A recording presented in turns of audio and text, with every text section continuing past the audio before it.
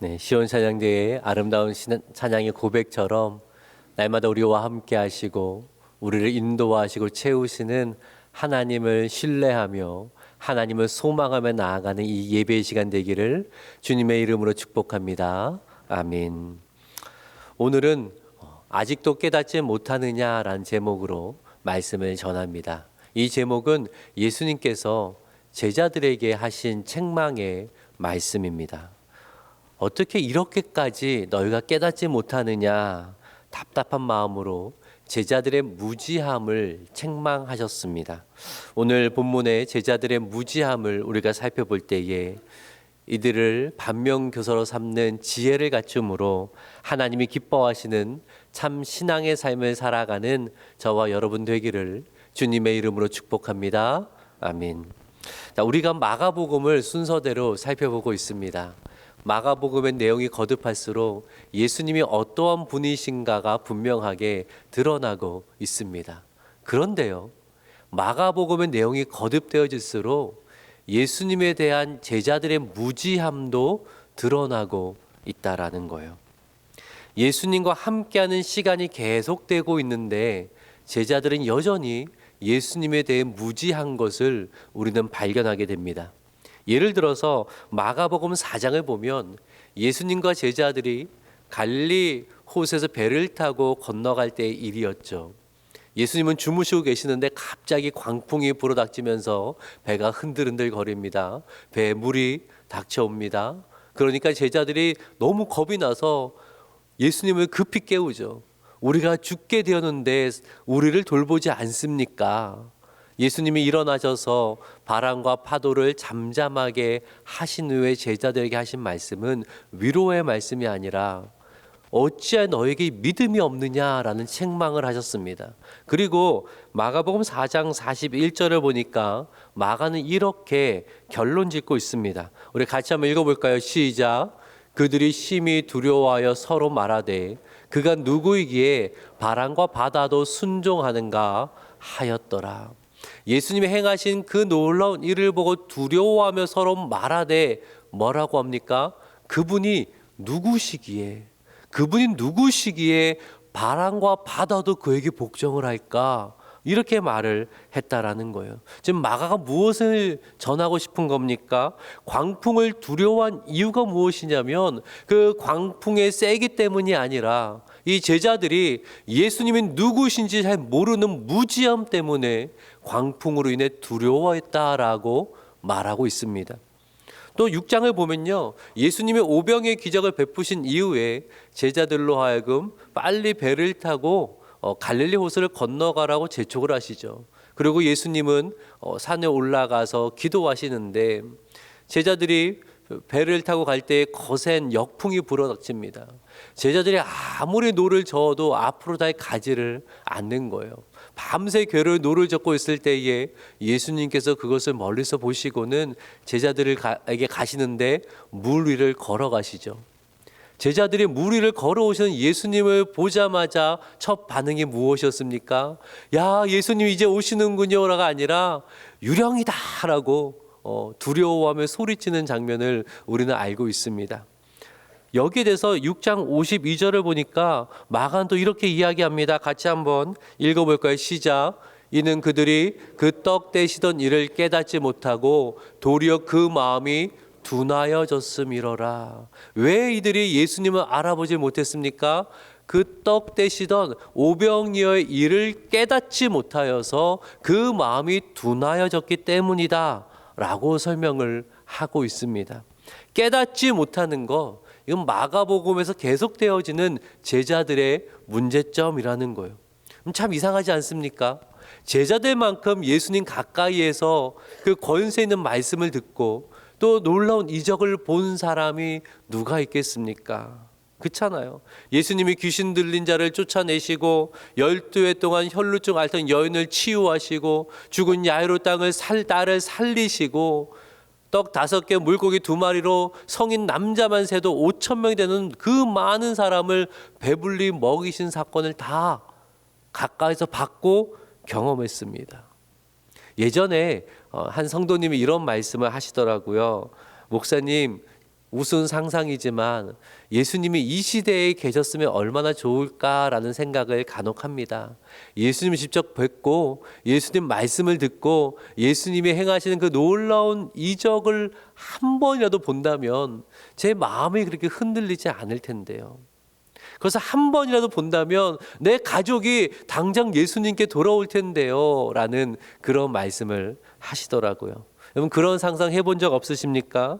예수님 하시는 말씀을 직접 한 번만 들으면 예수님이 행하신 모든 이적 중에서 단 한 번의 이적이라도 본다면 내 믿음이 굳건해질 텐데, 예수님 대해 의심하지 않을 텐데, 흔들리지 않을 텐데, 내 가족이 아무리 내가 예수님 믿으라고 그렇게 해도 꿈쩍하지 않지만 한 번만 보여주시면 다 예수님께로 돌아올 텐데, 그러한 생각을 할 때가 가끔 저는 있지 않습니까? 그런 상상을 할 때가 있습니다. 참 이상하죠.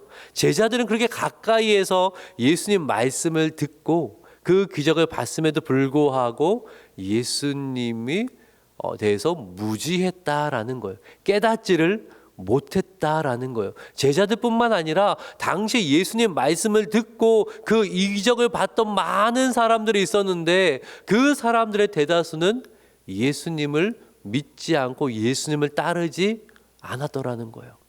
바리새인과 서기관 같은 종교 지도자들은 오히려 그 많은 말씀을 듣고 기적을 봤음에도 불구하고 예수님을 대적하고 미워하고 죽이려 했다라는 것입니다. 왜 깨닫지를 못할까? 우리 같으면 단번에 깨달을 것 같은데 왜 깨닫지를 못할까? 이 질문을 가지고 오늘 본문을 좀 들여다보려고 합니다. 우리가 1절부터는 읽지는 않았죠.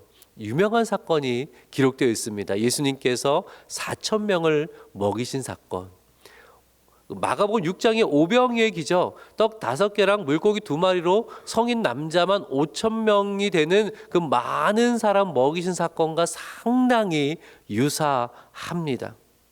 그때는 12바구니가 남았고요. 이번에는 떡 7개와 물고기 몇 마리? 물고기 2마리가 아니라 성경 잘 보세요. 두어 마리예요. 두어 마리. 그래서 원어는 조금이에요. 그래서 떡 5개 물고기 2마리를 가지고 4,000명을 먹이시고 7바구니가 아니라 7광주리를 거두었습니다. 상당히 흡사한데요. 아주 중요한 차이점이 있어요. 장소와 대상이 다르다는 거예요. 우리 1절 말씀 한번 읽어볼까요? 1절 읽겠습니다. 시작. 또 큰 무리가 있어 먹을 것이 없는지라 예수께서 제자들을 불러 이르시되 그 무렵에라고 되어 있어. 그 무렵에 지금 예수님 어디에 계신 거예요? 유대 땅이 아니라 이방 땅에서 우리가 지난주에 뭘 살펴봤습니까? 귀가 들리지 않고 말이 어눌한 장애를 가진 사람을 고치시는 예수님의 이야기를 살펴봤는데 이방 땅, 갈릴리 호수지만 이방 지역에 해당하는 곳에서 행하신 사건을 우리가 살펴봤습니다. 그 무렵에 즉 여전히 이방 땅에 머무실 때에, 그래서 지금 예수님 말씀을 듣고 있는 사람들은 유대인이에요, 이방인이에요? 이방인들이 지금 말씀을 듣고 있는 거예요. 마가는 이방의 문이 열리고 하나님의 은혜가 임하게 되는 것을 일관되게 설명하고 있습니다. 수로보니게 여자의 딸을 고쳐주심으로써 하나님의 은혜가 선을 넘어 이방에게 가고 있음을 보여주고 있고요. 그리고 귀가 들리지 않고 말이 어눌한 사람을 예수님 고치실 때에 에바다 열리라라는 말씀으로 고쳐주심으로써 이방의 문이 열리고 하나님의 은혜가 임하고 하나님의 빛이 임하게 되었음을 지금 계속 보여주고 있는 거예요. 특별히 성경에서 말을 못하고 귀가 들리지 않는다는 이것은요, 영적 어두운 가운데 살아가는 사람들을 상징적으로 보여주는 그런 의미로 많이 쓰이거든요. 이방인들, 하나님의 음성을 듣지 못하는 어두운 가운데 죄악 가운데 살아가고 있는 이방인들인데 하나님이 그 문을 여셔서 은혜의 빛을 비추신다라는 거예요. 그리고 어떤 사건이 이어져요? 오늘 본문에 4,000명을 먹인 사건. 그저 먹을 것을 주셨다 정도가 아니라 생명의 떡이신 예수님 자신을 그들을 위해 줄 것이라는 놀라운 의미가 담겨 있는 그러한 기적입니다. 자, 근데 그 놀라운 상황에 제자들이 함께 있는데 제자들의 반응을 한번 볼까요? 2절과 3절 말씀 보는데 2절은 제가 있습니다. 내가 무리를 불쌍히 여기노라. 그들이 나와 함께 있은지 이미 사흘이 지났으나 먹을 것이 없도다. 3절은 같이 읽을까요? 시작. 집으로 보내면 길에서 기진하리라. 그 중에는 멀리서 온 사람들도 있느니라. 자, 며칠이 지났어요? 사흘이 지났어요. 지금 뭐 하고 있는 거예요? 예수님 말씀을 듣는데 사흘 동안 말씀 듣고 있는 거예요.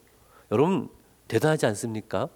제가 만약 지금 오늘 설교하는데 오늘 설교는 10시까지 할 겁니다. 저녁 10시까지. 뭐 그렇게 말씀을 드린다면 몇 분이나 여기 앉아 계실까요? 뭐 교육자는 당연히 앉아 있어야 될 거고 장로님들 체명상 못 가실 거고 네. 뭐 몇 분 빼고는 다 집에 가실 것 같아요. 그래서 저는 30분 이내로 설교를 마치기 위해서 30분 집중도 힘들거든요. 예전에 제가 설교 공부할 때 교수님이 그러셨어요. 이 말을 꼭 기억하라고. 잘하거나 짧거나 둘 중에 하나는 해야 된다. 설교를 잘하거나 짧게 하거나 둘 중에 하나만 하면 괜찮다. 제가 그 말씀 듣고 결단을 했습니다. 잘할 자신 별로 없으니까 짧게는 할 수 있다 내가. 그래서 30분 이내에 설교를 늘 하려고 하는데, 자, 오늘 이때에 이 시간에 짧은 시간이지만 말씀의 사모함과 말씀의 집중력이 더해지기를 주님의 이름으로 축복합니다. 아멘이시죠? 예, 이제야 좀 목소리가 커지시고 눈빛이 반짝반짝 하신 것 같으세요. 자, 오늘 본문의 사람들이 얼마나 예수의 말씀을 사모하며 집중해서 들었는지 이제 한 3일 지나면서 갈 생각을 안 해요. 음식 다 떨어지고 배가 고플 텐데 갈 생각을 안 하고 계속 말씀을 듣고 있는 거예요. 그러니까 예수님이 이제는 걱정이 되셨나 봐요.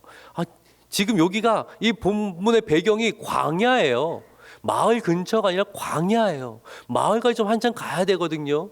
그런데 허기진 사람들이 집까지 잘 갈 수 있을까? 또 멀리서 온 사람들도 있는데 그들은 어떡하나라는 생각이 들었습니다. 그래서 마음에 불쌍한 마음이 들어서 제자들에게 너희들은 어떻게 생각하냐라고 물어보신 거예요.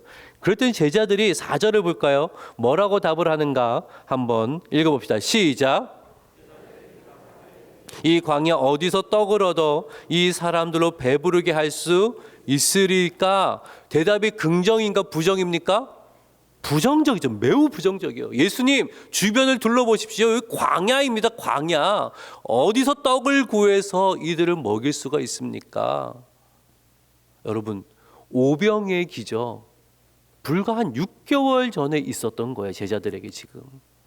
그때 놀라운 기적을 본 사람들이 떡 5개 물고기 2마리로 성인 남자만 5,000명 많게는 다 합치면 10,000명 이상을 먹이신 놀라운 기적을 경험한 사람들이 어떻게 오늘 본문에 와서는 이 광야에서 먹을 것을 구할 수 있겠습니까? 예수님 불가능합니다. 어떻게 이렇게 대답할 수 있을까? 아니 우리가 생각할 때는 예수님 저희가 오병이어의 사건을 기억합니다. 그 이적을 기억합니다. 어디 작은 도사락 있나 한번 찾아보겠습니다. 이렇게 말씀드려야 되는 거 아니에요? 근데 제자들은 예수님 광야입니다. 못합니다. 이렇게 대답을 하고 있는 거예요. 왜 깨닫지를 못할까? 그 이유가 조금 뒤에 나오는데요. 이제 예수님께서 그 사람들 4,000명을 배불리 먹이신 이후에 그 지역을 떠나고 그 직후에 이런 일이 있었습니다. 14절의 말씀을 같이 한번 읽어볼게요. 시작. 잊었음에 배 떡 1개밖에 그들에게 없더라. 떡 가져오기를 잊었대요. 상당히 맛있었나 봐요. 별로 보니까 아무도 안 챙겼어요. 그래서 떡 1개밖에 없대요. 그러니까 제자들이 야, 너 떡을 왜 안 챙겼어? 지금 어떻게 할 거야? 우리 뭐 먹을 거야? 이제 이렇게 수군거리고 있었을 거예요. 그 말씀을 들으신 예수님께서 뭐라고 하시냐면 바리새인들의 누룩과 헤롯의 누룩을 주의해라라고 말씀을 하세요. 누룩은 빵을 부풀리게 하는 이스트잖아요.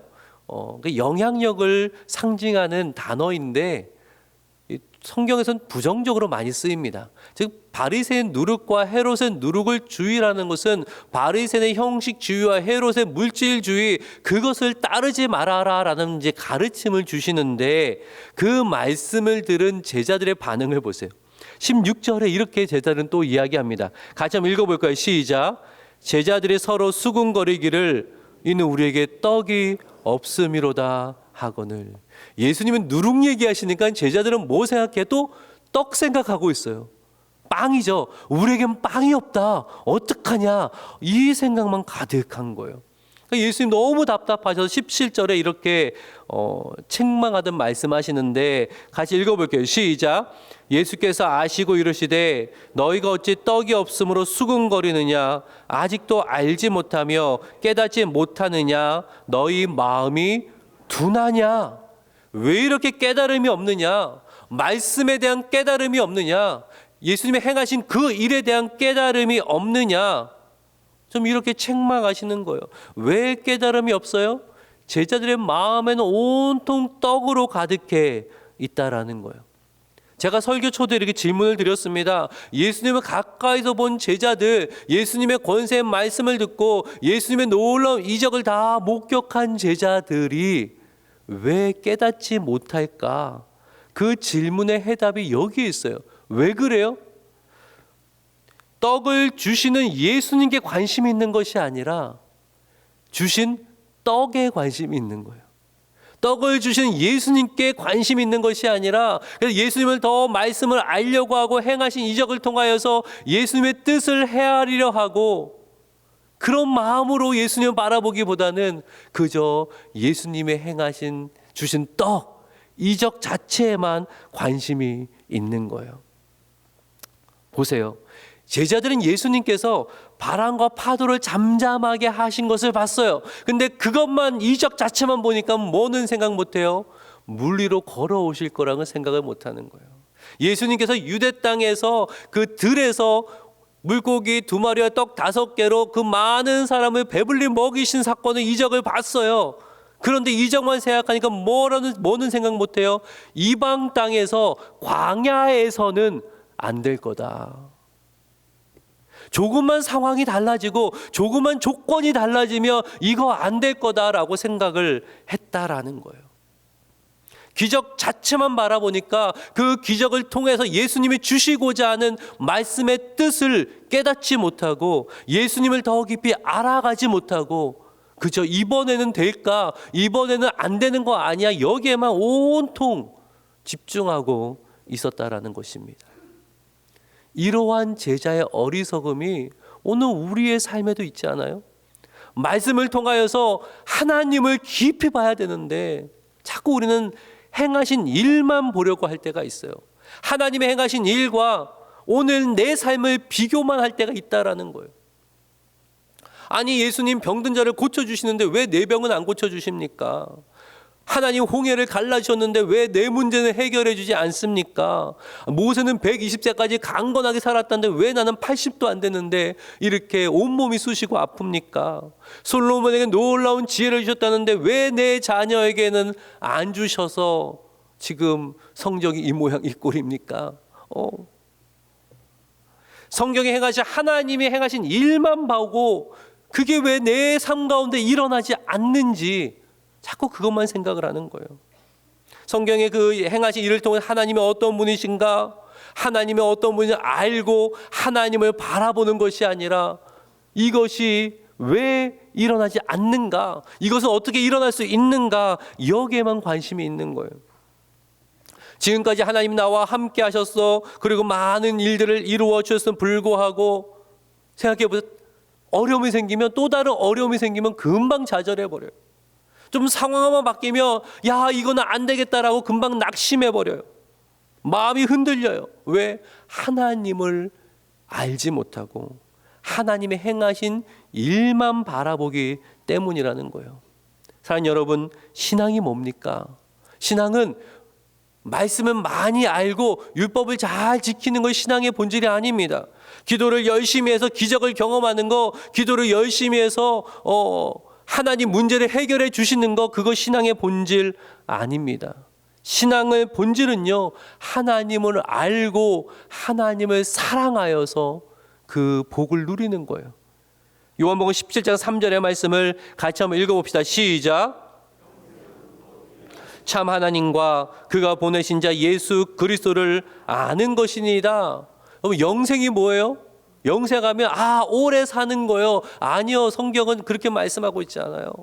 영원히 사는 거요. 아니요, 성경 그렇게 말씀하고 있지 않아요. 영원히 사는 것은 정해져 있는 거예요. 왜냐하면 우리의 삶, 이 땅의 삶, 이건 내세가 있잖아요. 믿는 자는 믿지 않는 자는 내세가 있잖아요. 영원히 살아요. 근데 뭐가 중요해요? 영원히 사는 삶의 질이 어떠한가가 중요한 거예요.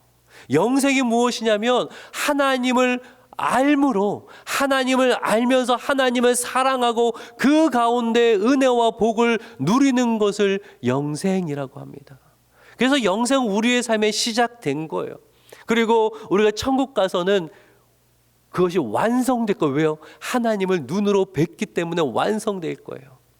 지금은 그것을 배워나가는 시간이에요.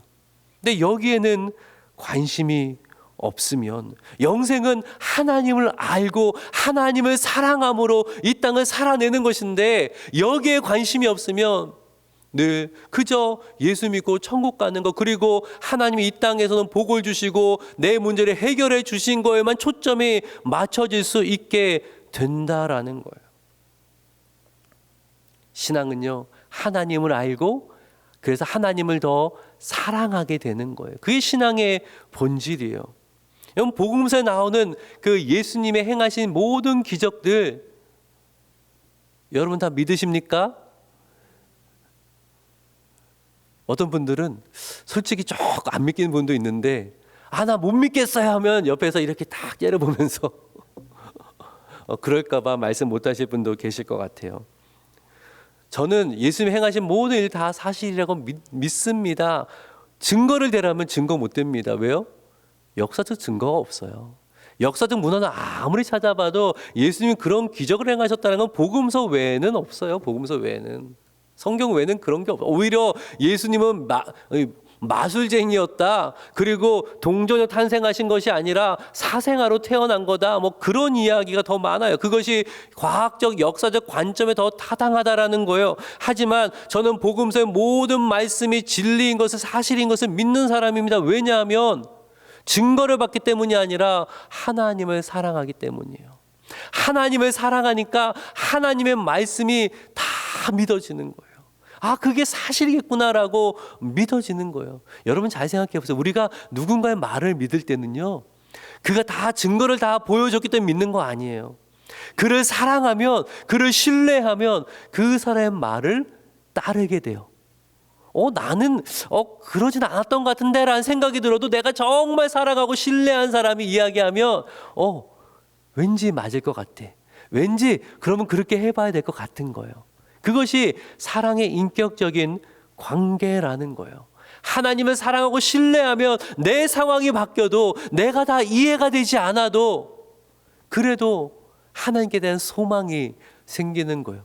제가 제 삶을 되돌아보니까 신앙이 성숙할수록 겁이 조금씩 없어지더라고요. 저 겁 많은 사람인데 신앙이 성숙할수록 변화를 두려워하지 않고 앞으로 나아가고자 하는 용기가 더 생기더라고요. 왜냐하면 하나님을 신뢰하니까. 그래, 하나님의 뜻이면 가보는 거지. 하나님의 뜻이면 뒤돌아보지 않고 한번 나아보는 거지. 하나님이 책임져 주시겠지라는 그러한 배짱이 생기게 되더라는 거예요. 지난 금요일에 수능 성적표가 나온 날이잖아요. 제 둘째 아이도 수능 성적표를 받아온 날인데, 첫째 때는 전날부터 참 긴장되고 떨렸어요. 마음이 좀 이게 불안했어요. 뭐 공부를 못하는 한이 아니었어도 불안했어요. 근데 이번에는 마음이 편안한 거예요. 뭐 기대가 없어서 그런 거 아니에요. 마음이 편안했는데, 왜 편안했냐면 새벽에 기도하는데 이런 마음을 주시는 거예요. 지금까지 하나님이 함께 하셔 여기까지 선하게 인도하신 하나님인데 앞으로도 이 아이를 선하게 인도하시지 않겠는가라는 그 신뢰가 생기면서 정말 편안한 거예요. 성적이 이 아이의 인생을 좌우지우지하는 것이 아니라 하나님의 손에 달려있기에 하나님이 붙들어 주실 것을 믿기에 마음이 편안한 거예요. 너무 편안하게 금요일을 맞이했던 그 기억이 있습니다. 사랑하는 여러분, 우리가 떡만 바라볼 것이 아니라 우리에게 일용할 양식을 주시는, 우리에게 떡을 주시는 하나님을 바라볼 수 있어야 된다라는 거예요. 나에게 떡을 주시는 하나님이 어떤 분이신가, 여기에 집중을 해야죠. 여기에 집중을 해야죠. 하나님을 더 깊이 알고 싶어하는 마음이 나에게 있어야죠. 무슨 일이 있을 때 하나님 도와주십시오라고 기도만 하는 것이 아니라 정말 하나님을 사랑해서 하나님과 시간을 나누고 싶어서 기도를 사모하고, 정말 하나님을 알고 싶어서 말씀을 사모하고, 그러한 마음이 우리에게 있어야 한다라는 거예요. 우리의 신앙의 목적은 지식을 더 많이 알고 암송을 더 많이 하고 그런 것이 아니라 이 모든 과정을 통하여서 하나님 나에게 행하신 모든 일들을 통하여서 하나님을 깊이 알아가는 거예요. 하나님을 더 사랑하게 되는 거예요. 하나님을 신뢰하기 시작하면 상황과 조건에 흔들리지 않아요. 바울을 보세요. 감옥에 있는 바울이, 그래서 비참한 가운, 궁핍한 상황 가운데 있는 바울이 빌립보서 4장 12절을 보니까 이렇게 고백을 하더라고요. 빌립보서 4장 12절 제가 읽어드릴게요. 나는 비천에 처할 줄도 알고 풍부에 처할 줄도 알아. 모든 일 곧 배부름과 배고픔과 풍부와 궁핍에서 처할 줄 아는 일체의 비결을 배웠노라. 불평하고 원망하는 것이 아니라 하나님 나에게 왜 떡이 없습니까? 라는 것이 아니라 하나님을 사랑하고 신뢰하니까 떡이 많으면 주신 것에 감사, 오늘 떡이 좀 없으면 그래도 하나님을 신뢰함으로 자족하여서 기쁨과 행복의 삶을 살게 되더라 하는 것이에요. 사랑하는 우리의 삶의 만족과 행복은 떡에 많고 적음에 있는 것이 아닙니다. 하나님을 더 알고 하나님을 더 사랑하고 하나님을 신뢰할 때에 그때 만족을 누리고 감사와 행복을 경험하게 된다는 이 사실을 꼭 기억하시기를 주님의 이름으로 축복합니다. 아멘. 말씀을 마칩니다. 오늘은 아직도 깨닫지 못하느냐라는 제목으로 말씀을 전해드렸습니다. 아직도 깨닫지 못하느냐. 어쩌면 오늘 우리에게 하시는 예수님의 하나님의 안타까운 심정이 아닌가. 아직도 깨닫지 못하느냐. 내가 지금까지 너를 붙들고 내가 너와 함께하며 너의 기도에 응답하며 많은 은혜를 베풀어 주었는데 아직도 깨닫지 못하느냐. 아직도 의심하냐. 아직도 마음이 흔들리냐. 아직도 나를 신뢰하지 못하고 그렇게 불안하고 염려할 수가 있느냐. 어쩌면 하나님 우리에게 하시는 말씀이 아닐까요? 우리가 12월을 이제 맞이하고 살아가며 한 해가 얼마 남지 않았는데 다시 한번 올 한 해를 되돌아보길 원합니다. 지난 시간을 되돌아보길 원합니다. 하나님 나와 어떻게 함께 하셨습니까? 하나님 나에게 어떻게 말씀하여 주셨습니까? 그분을 알려주시기 위해서 얼마나 많은 일들을 하나님이 하셨습니까? 여전히 우리는 하나님을 바라보는 것이 아니라 떡만 바라보므로 제자들처럼 아직도 깨닫지 못하는, 아직도 신뢰하지 못하는, 아직도 염려와 근심으로 가득한 인생을 살아가고 있는 것은 아닌가. 우리가 말씀 앞에 내 모습을 돌아보기를 원합니다.